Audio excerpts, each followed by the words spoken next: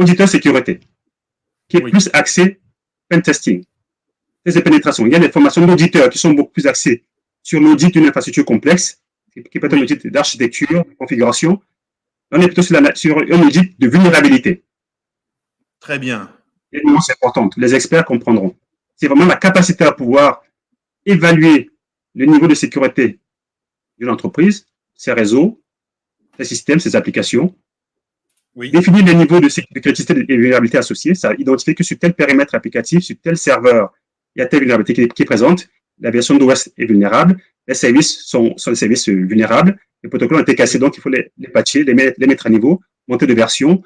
Sur les applications, il y a tel langage qui est tel langage obsolète, tel protocole qui est obsolète, donc on arrive à identifier sur les systèmes, les réseaux, les applications, les vulnérabilités, et proposer des plans de rémédiation.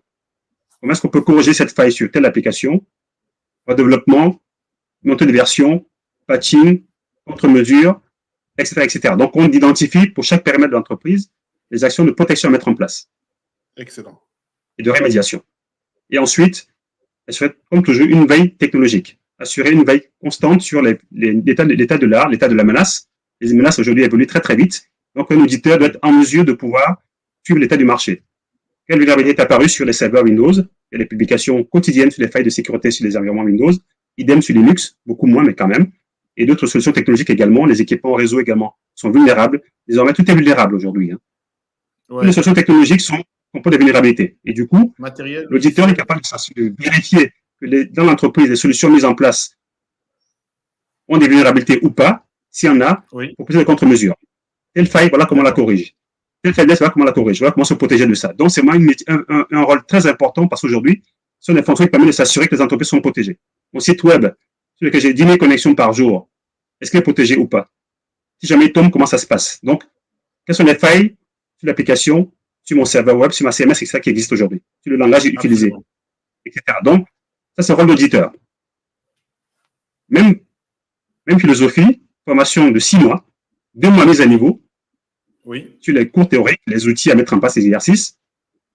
Ça demande, c'est une formation qui demande des compétences aussi bien réseau, pas forcément d'expertise, mais comprendre les problématiques réseau, les problématiques système également, y compris du développement, parce qu'il y a beaucoup de développement qu'il faut mettre en place, il faut créer des outils, il y a du scripting à mettre en place, il y a du dev également. Donc, c'est un outil qui est très intéressant parce qu'il appelle à beaucoup de compétences.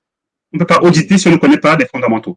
Connaître un peu de réseau, un peu de système, un peu de développement, un peu les applications, etc. Il faut être en mesure de pouvoir auditer de manière efficace et proposer des contre-mesures efficaces.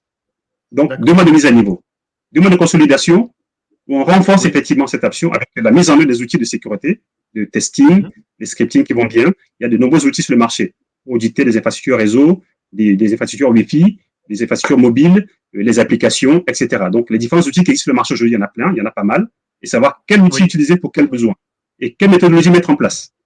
Comme toujours, il y a une notion de connaissance théorique et de méthodologie. Sinon, on travaille n'importe comment. Il faut savoir qu'est-ce que je recherche, comment je m'y prends, qu'est-ce que je mets en place comme outil pour ensuite m'en servir. Donc, pendant 2 mois, il y a une consolidation. Et pendant 2 mois à la fin, c'est mise en œuvre opérationnelle. Le vrai de l'entreprise, c'est ça, la spécialisation. Exactement. Quel outil pour tester mon infrastructure Wi-Fi? J'attaque pour voir comment ça se passe. Quel protocole? Quelle clé? Etc. Les serveurs, de la même manière. Niveau de sécurité du serveur. Disque solide, pas solide. Application vulnérable ou pas. Protocole cassé ou pas cassé. Code mal développé ou pas, etc. Donc, sur chacune des briques, on attaque, on teste, on vérifie. On trouve les failles, on propose des contre-mesures.